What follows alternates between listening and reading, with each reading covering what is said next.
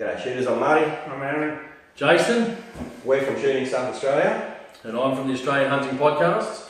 And we're just going to put a bit of a video together. Jason's come up from New South Wales. He's come up, we're going to rid him of his deer curse. Yeah, they gave me a Shooting Stuff Australia cap, so might as well wear that. Yeah. Keep the top of your head hidden from the deer. That's right, that's right. 3 days of butane canisters and fun to be shot. 1 car of guns, 1 car of ammo. Sounds like a lot of fun. Should be a pretty good trip.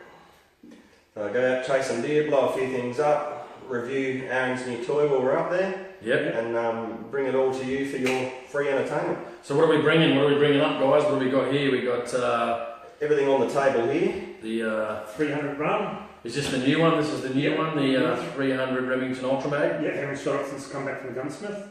44 Magnum lever, Rossi. Yep. The Adler. Can't go anywhere in Australia without an Adler anymore. It'd just be un-Australian. It's a stable dial of shooters now, I think. We've got Aaron's 7615 here, and his it's a starter M70. Yep. Hopefully blood that one this weekend. I like this one, this little one. This it's just a 44 mag. Yeah. It almost looks like a toy, doesn't It it? does, yeah. Like, look how it points like. Yeah. And it's super accurate. It's almost a handgun, that one. What do you reckon? Don't say that too loud. What do you reckon you could shoot this at? What would you, other than Western action stuff, what could you hunt with this, you reckon? Anything inside 50 metres. Yeah. When it gets hit by a 300 grain hollow point, it's 300 grains? Yeah, 240 to 300 grains, you're running one of those. Yeah. And if you hit something with one of those, it goes down pretty quick. It's like getting hit by a Mack truck. I like the finish for a Rossi. I mean, for the fairly good price, for the price, not too bad. Yeah, Not I too think bad. $600 or something, like that, 6 to 8. Yeah. And easy to clean. Yeah, I love saying it's easy to clean. Mate, just so small, it looks like a toy. It's unbelievable. Yeah. Unbelievable. And the CZ22. How's the Adler been going? I know in a previous video you guys said it wasn't, it was okay. It was okay. It had a few problems, It's good. It's come good now. Now that Aaron's sort of pumped a bit of time and effort into it, it seems to have come good. Yeah. But it's, I mean, it looks nice. it's certainly a lot better than it was, and it works now. So Yeah, that's a it plus. doesn't go click. How many rounds have you put through it now so far, you reckon? Probably about 400 or 500 or so far. Really? Must bought one, didn't Yeah, he? What's he reckon it is? he reckons it's not too bad. The only thing is, what's the difference between the parts? I mean, 4 stroke? Only the trigger guard stays and just the lever moves. Yeah, when you rack the partis, you're really just flicking your wrist down and back. It's a bit quicker to cycle, but it also takes more effort to cycle. Yeah. It's a bit stiffer, the action. It feels like a shorter throw as well. Yeah. Are you happy with the way it shoots now? Yeah, it seems to go alright. I've cycled the Vortex and at about the end of my hallway basically. Yeah. So and same for laser. Oh, nice.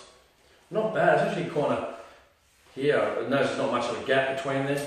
Yeah. As well. What'd you put on the front of it? It's a muzzle brake choke? Yeah.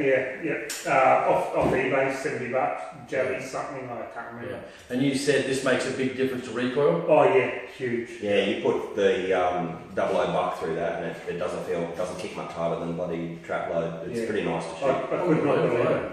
Unbelievable. I mean, it looks pretty good. What have you got on there? You've got a ammo case? Yeah, just a cheek riser, basically because this sticks up about 10, 15 mils. Yeah. So without this, you just can't get So the right side. On your first video, you said it was okay, it needed a bit of work, but now what do you think in general? When we got it, it just went click, it didn't. Yeah. Nothing would fire. We pulled it apart, put it back together and worked.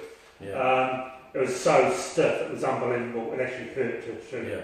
To cycle, it actually hurt your hand. So what do you guys think about this one compared to the Pardus, compared to the other ones? You should the used con? You did the used con, that's when you... To be honest, out of the 3 of the Turkish offerings that we've tried so far, I think the Uzcon is the pick. Out of all of them, I honestly think it is the best one. I think the Pardus looks the coolest, but I think that the Uzcon, like the Adler's probably, they've all got a bit of something. I think the Adler's probably the best finished. Every Adler I've seen so far, the fit and finish has been really good. That's better than the one a guy I know, Mario's got. That's actually a lot better than the one he's got. Actually, just you can tell the tolerances. He looks okay. I mean, obviously looking at it from a just an eye's point of view, not. My only gripe is the rail just sticks up way too high. So your face is down here and you can't see through the red dot. That's my biggest gripe about the whole thing. If they could get this down lower, which I'm sure they could have, would have been fine. There could be some other aftermarket parts out there now, but they're sort of spending more money on it. For reliability, as far as now that goes, I think the Adler's quite good. The fit and finish is the best of the three, but functionality, I think the Uzcon shits on that. It's just a better design. The way the bolt operates, you've got 2 points. Is that shorter stroke better? No, it's not, all the Uzcon's not a shorter stroke. The Pardus is, but the Uzcon, the way it goes together, and it's in our video underneath here, where this drags on the bolt, this bar here is bolted to one side of the bolt at the back, so it's pulling from the side, which makes the bolt twist a little bit, which is what gives you that two-stage feel to the lever. And it's only got 1 point of contact, whereas the Uzcon, it doesn't have this bar at the back. It's got 2 claws here at the side, and it grabs either side of the bolt at the middle, which greatly reduces the amount of force you need to put on the lever to cycle it. Right out of the box, I mean this is quite smooth now because Aaron's run it in properly, but right out of the box, you could get the Uzcon with a little finger like that and cycle it. And this one out of the box, you basically have to grip hold of it and really treat it like you're trying to break it. So basically, put it on your hip. See, to me, that seems like it. You know, is it metal? Or is it a bit of aluminum? What is it? That's steel there, but all the rest of this is alloy. Yeah. And I'm not a big fan. Like, to be honest, out of all three, Seems like this would be a weak point. It's somewhere to fail. And I think with all of the cheap Turkish shotguns that come in, having a steel barrel going into an alloy receiver to me is a point of failure because they expand at different rates when they get hot.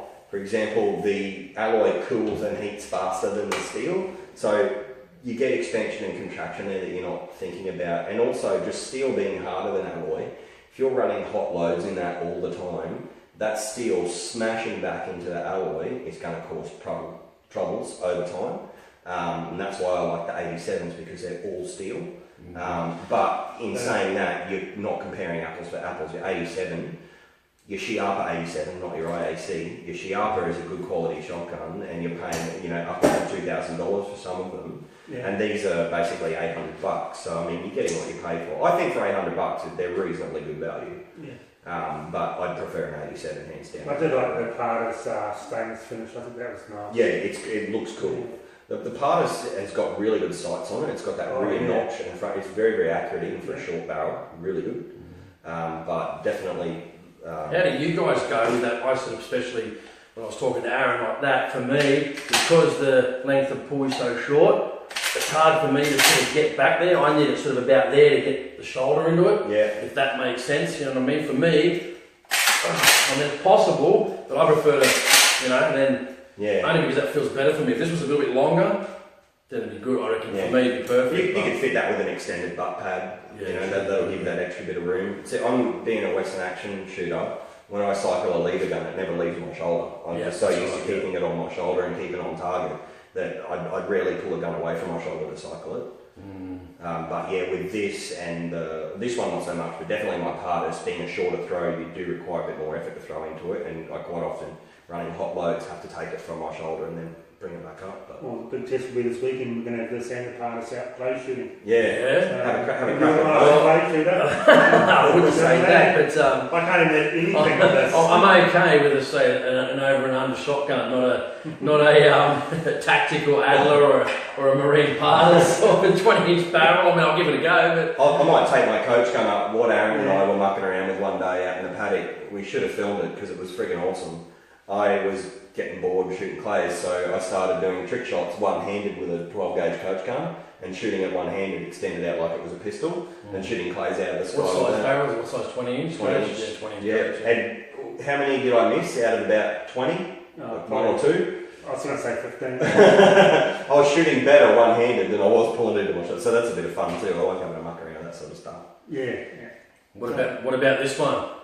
Oh, there's no words to explain how awesome this is. This is truly the gun that I wanted my entire life. Yeah. And you guys haven't done a review on this one yet, so that's this weekend. We'll do it. Yeah. We should be able to stretch it out close to a kilometre this weekend if we can, if it's not too boggy. Conditions prevailing. Yeah. Yeah. Oh, we can get an easy 750 metres, but we should be able to push past that. And we And go, I've actually never shot anything this big either. Like I think the biggest I've shot 300 Win Mag. Yeah, well, this is probably what about 20% more than that. the rounds are just there. Go a few rounds. So what you're doing? You've got the muzzle brake. You've got Yeah, that's the size the of the vortex. Look at that. Unbelievable. And there's a 2 to 3. Yep. What, 223 and 300 rum. Doesn't even, unbelievable. What sort of powder are you putting in those? That one's running 92 grains and 208 projectile. Yeah, no, nice. Uh, Tell you what, with no muzzle brake, I reckon that, for me, I can never get down on them on a bench. Oh. You know, I'm just not, you know, on a bench I can't get a shotgun, you're standing up, you can get into it, bang, no problem. On a bench, That thing without the brake on it's pretty fearsome. It's Yeah, 5 or 6 shots max. you've had enough today. Yeah. But I don't know how it's going to go with the brake. Apparently it brings it down to like right down. Well, the 3-chamber brake on my 308 makes it feel like a 223. Yeah. So I reckon that might bring that back down to sort of hot 308 levels. Yeah. it's going to be interesting. Yeah, I can actually feel the difference with the spiral bulb as well. So it seems smoother again. You know, so this was really smooth. What made you want to pick Remington, not like Seiko or I've anything always liked them. I've been a Remington man my whole life, and also They're the only ones that make it in that calibre too, aren't they? yeah. In fact, I think you're right. Yeah, I couldn't go through the Win Mag only because it's too small. Where I like the bigger rum. The thread Win Mag is it looks like a plinking round. Unbelievable, look at it. It doesn't even look like, the whole bull doesn't even come up to the neck of the case even, does it? You know? And Unbelievable. so I went Remington also because the The aftermarket shoulder, I parts. should say. You get chassis, you get everything aftermarket for it to blend it up. And I turn this into just a pure David Shoebridge shit himself rifle. So it's just going to, by the end of it, it's going to look nothing like this. As soon as you put a muzzle brake on, Yeah. it goes to a whole new level, Oh, doesn't yeah. it? Whole new level. Looks like it looks like an anti-tank gun from World War One. Yeah. That might very well be, based on that. Yeah, but no, she had quite a kick on it, we've got to admit. It was the, no matter how hard you held on like for dear life, it still came back and just scraped your forehead, no matter how ready you were. And also I thought, because I want to hunt in spotlight with it, like bunny hunting and that, just when you see something and you bring it up, you're not really thinking about holding on, and you're going to cop it, I reckon. It just could be me being a wuss, but I don't know, you could, it's too easy. Hopefully we can find a hair or two wandering about and see if we can turn one inside out with it. Oh yeah, full, this is the vaporizer. And you did that, what was that one? The Zastava? Yep. Yeah, the M70. Is that 308? Yep. That's a nice gun to shoot actually, very Yeah. nice. So that's decked out just for hunting with the new Razorback Vortex. Do they come in synthetic? No, only wood. No, So I've heard good you can things get a about synthetic model, yeah. Yeah. A lot of the guys that shoot big game rifle like the Zastavas because they're very, reasonably priced. A lot of your big game rifles like your 375 Holland and Holland and going up from there to your 458 Win Mags and those sorts of cartridges, the rifles they come in are very expensive, whereas the Zastava at that price point, it's very well priced. Also, everything I read up on it, they're almost indestructible, the action and the bolt. They really take the beating. It's quite light too. The barrel's very light. It's really just designed for those 2 or 3 shots. It reminds me of my mate's got a 270. I'm pretty sure it's a Mountaineer. Is it CZ? Oh, yeah. Is it CZ Mountaineer? I can't remember the exact make. He's got a 270. It looks very similar to that, but it's also very heavy as well. Are they more of a hunting barrel, specifically for hunting? These ones, They yeah. don't look like a heavy barrel. This is what you'd call a feather light barrel. Very, very light. It's just designed, you feel how hot that gets after 4 or 5 shots. It gets Yeah. quite warm. What's the recoil like on that? Nothing. It's very, very tame. Nothing compared to this. off the bench it kicks a little bit, like any 308, but from the shoulder standing, it's barely noticeable. Yeah, what else we got? That's This is CZ, oh, yeah. 22. This Yeah, is a good rifle. We've got a review on this one coming soon. We've sort of half finished it. I think pretty much everyone who's ever shot has pretty much bought one of these at one stage. And you know what? I really like this synthetic. I prefer synthetic on all my hunting rifles. Yeah. If I could get my hunting shotgun in synthetic, I probably would, but you got to spend like $3 or $4 grand to get like, you know, Browning ice or whatever, black ice or whatever they're called. You know what I mean? I just love synthetic, easy bush. You can take it and knock it. It's not really a big drama, is it? You know, A lot lighter. Lighter. The wood doesn't swell up. Exactly. You know, you can walk around in the rain, take it home, pull your two, you know, screws out or whatever you got there, oil it back up. Yep. Put it back in, and you've got no trouble. That's if you're a bit of a, you know, safe whore like me, you know, safe queen like me, and some of the stuff keep me in good nick. Don't let them rust and stuff like that. But that's super accurate. That's got the, this is the Diamondback on there from Vortex, and that's the model before it, Diamondback. Yeah. And they're just made for hunting, and they're good workhorse scopes. Yeah. I've always heard good things about. We did a long range shooting podcast with one of the guys. He said Vortex are, you know, definitely his choice of of scope. You know, they're very good quality scopes for the price, and I think they hold their own with scopes of twice the value. I've just got a Vortex 6.5 to 20 by 44 on my 308 in a one of their low end Vipers, like the sub $1,000 Vipers. I think I paid about $850 for it on special. And it is, prior to that, on my Remy 5R, I had a Leupold Mark IV, and it is every bit as clear as the Leupold Mark IV, and it's a third of the price. Mm-hmm. And really, really good scope. And that one's the Razor HD. No, just Razor Generation 1, and that's just unbelievable. The glass on that is... The light transmission, I think it's like a 38mm tube. It's a funny sized tube, but the light transmission on that one's phenomenal. Yeah, it's crystal clear. And we've got for you, Jason. Oh, yes. We discussed about what you can gun. This is one of my favourite guns. We thought, from New South Wales, you can't really have anything.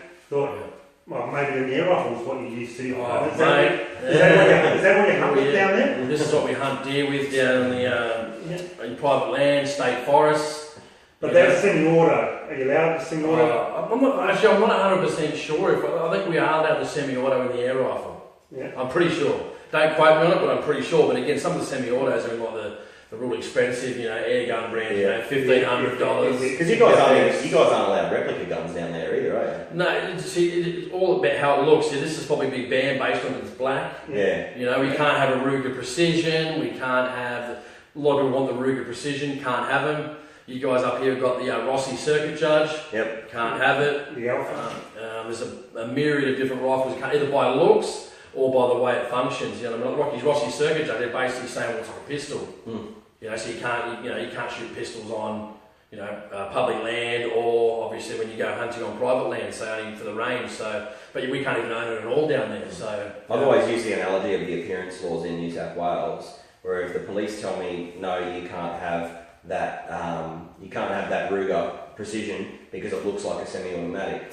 So they class it. If it looks like it, therefore it is. Yeah. So if I go to New South Wales, will I be charged with forgery if I photocopy a $100 note and try to use it as legal tender because it looks like a $100 note? So off their firearms laws, technically it is a $100 note. You know. Like but look at this, right? Let's say this one. This is the synthetic Adler, right? Yep. Now, someone's pointing this as a Star Rayer, right? Then they're pointing this. Do you really give a shit what the difference is? Makes no difference to me. I'll shit my pants either way. That's on the old laser. Yeah, the old. Sorry, if you can't see it there, it is unloaded. Obviously, people obviously unloaded, etc. You know, we've fully checked them before we put them on here. So that's just giving you a bit of a test. But again, appearance laws. You know, we run out of home defence in this country. Yeah. This would be pretty good for a hallway gun. Yeah. So reliability is a good thing, you know what I mean? Like, you know, reliability seems, you know, they come in their own. Some people have really good ones. They never have a problem with them. Some have had a few issues, but I don't think they're major issues, are they? Or something, you know, some have cracked a few forends. That happens. Sometimes they do move. Yeah, the timber gets a bit dry in shipping. That's why I think if I was going to pick one, definitely done a good job and picked the synthetic. You know, because I feel that like even just across the top, the tolerance is there. It seems fine. You know what I mean? Like I'm not a gunsmith or anything like that, but it looks okay. I mean, you know, for the money you spend on it, I think they're reasonable value for what they are. Any of those Turkish shotguns, like even my coach gun I used to Western Action's Turkish, and it was a bit of rubbish when I got it. I had to fix a few things. I wanted to get it to run sweet, but now it's fine. Yeah. But you know, I got what I paid for with it. Really. Well, actually, no, I paid more for my coach gun than you paid for that. Yeah. I paid $950 for my coach gun, and he paid $800 for But that. do you think it's more of a, like, I mean, you could go hunting with this, you could shoot rabbits, Yeah, we'll give it a go. you could shoot foxes, probably close range, and you call them in. I mean, play targets for fun, not sort of anything serious. I think most rangers don't allow this barrel length Yeah. to shoot clays with, you know what I mean? Obviously, I think it's, some ranges 25 inch, 26 inches. Oh, right. Yeah, so especially some of the ranges I go to in Sydney, they wouldn't, and they actually don't allow lever action shotguns to be shot on, clay targets. Oh, really? Yeah, quite surprisingly, yeah. What's the racist. reason for that? I don't know, I think it's got something to do with ACTA rules. I'm not 100%, but I know it depends on the club rules and then the ACTA, Australian Clay Target Association. But Well, there's a guy barrel here. length would exclude this straight away, Well, there's a guy here in Brizzy, Aaron Carson. You might see him on our Facebook feed. He's a young bloke. He's getting pretty active he's new into shooting, but he's really very active in it. He's attempting to get a shotgun IPSC course going out at the SSAA out at Ripley. So he's put that to the president out there, and they're trying to get it through so that people can bring their lever action shotguns down there and shoot an IPSC style course with them, Yeah. which will be a cool competition to see get off the ground. So best of luck to him with that. Yeah, and he should do well with that. He's started up his own channel as well, which is good to see. Need more of it. More people starting up YouTube channels would be good for the industry. What's your favourite pick of all these? Is it just obvious, or Yeah. how much is that scope? How much is that scope? I'm pushing $3,000 just for the scope, but bigger's better. Like, I just see 308 as a clinking round, 300 Win Mag as a clinking round now. What do you got on? What's that? 3 to 9? I think it's a 4 to 12, isn't it? 4 to Yeah. 12. That's one thing I made a mistake on when I first started hunting. Big rifle scopes. I think I had my 7mm of 6.5 to 24. Yeah, it's a Like tight scope. 40. Mate, I'm sitting there going, why would I choose this scope? Like, it's like a telescope. I'm as small as I can get away with. I prefer. It depends how far you're shooting. If you're dedicated long range rig, Yeah, bigger this is- scope, no problem. But hunting, 3, I wouldn't go any more than 3 to 9. That's Yeah. my thing. Even my next rifle, if I get like another deer rifle or similar, 1 to 7, maybe to 1 to 5. I don't know, or 2 to 7, I should say, depending on what they come in 2 to 7. I use a 3 to 9 on my 223 that I have as a hunting rifle. Yeah. I think when I build my 270, I'll probably go a 4 to 12. Yeah. Just to have it, because I've got that extra range, I may as well be able to use it. I was going to get the 309 on that, and they just didn't have it in stock, so I wanted it. So I just got that one. But yeah, I never come off really 4. I just Yeah. dial it right out. And I that's might it. try them next time too. The Diamondback, maybe they're probably reasonably priced. They are Yeah. very good for the money. Yeah. You compare that. Clear. Oh, Yeah, that's the great. clarity on that, I'd put that on par with the Leupold DX3. Really? Every bit as good How as much the is the DX3. difference in price though? That's Oh, 400 bucks. yeah. 4.5, something like that.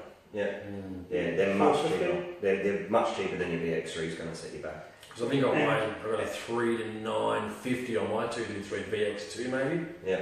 And then they're okay, you know what I mean? So they're pretty good. I've had no trouble with it. So. The beauty of any Vortex scope is they could see me do it. I could pick this up now and throw it on the concrete and smash it, show them the footage, and they'll replace it. Yeah. Doesn't matter how you break it, if you smash a Vortex scope, take it back to where you bought it, and they will swap it, no questions asked. Yeah. I was talking to one of the guys at Vortex, and he said one of their New Zealand customers dropped a spotting scope out of the helicopter and smashed it, recovered it, but it was total, took it in, swapped it, no questions asked. And you're not going to get a better warranty than that, and that is for the life of the product. Yeah. Even if you buy it second hand as well. If you buy Yeah. it second hand, it doesn't matter. Yeah. Just bring that in. You can, house fires, dog can eat it. I've seen one, Rooks with a pair of their binoculars. The lady was kicked by a horse and shattered binoculars, and they just graced it. Are these two the same on your CZ to CZ? This is a newer model. Yeah, that's got the big parallax on it, Yeah. and this is just a standard hunting. rimfire version of it. Yeah. Rimfire. I mean, they look pretty good. That's, I mean, you can't go wrong, really. I mean, probably reasonably priced. You know, I mean, then the scopes, I looked at scopes, I haven't bought a scope for ages, and just the pricing of scope, I bought a Zeiss Conquest, I think 3 to 9 by 40 for the 7mm. Years ago, they were about, only probably 3 years ago, they had a good price at the time. They were like $460. Now I think the Terra is the new one, or similar, the Terra, Yeah. which is the one that precedes, obviously, the Zeiss Conquest. So it's, I just don't know why prices have gone up so much. But I mean, you've got to pay for good glass, I guess. But people that are on a budget, and get a good scope, that's probably where you Even should be at. if you're not on a budget, Vortex are awesome. Like Yeah. if you've got a lot of money to spend, Oh, buy yeah, one of the high end ones. You know, they're great scope for the I money. was even thinking about the binoculars, the is it Viper, the Viper binoculars? Yep. They're like about 700, yeah, they're about $700. That's I want to get a pair of Vipers because I've only got a pair of crappy. Oh yeah, these the Vipers. That's the Crossfire, or whatever it is, and that's an older one. The Vulture, they don't Vulture. make this one anymore. But that's equivalent to their new Diamondbacks ones. And clarity, oh Jesus, they're good. Yeah. Always look at them. I guess I can't see a bit night time and all that, but I'd love to get a decent set of binoculars, not go too crazy. But all right, Let's get into it. Let's go do a bit of shooting. all right. Yeah. Thanks, guys. Cool, thanks.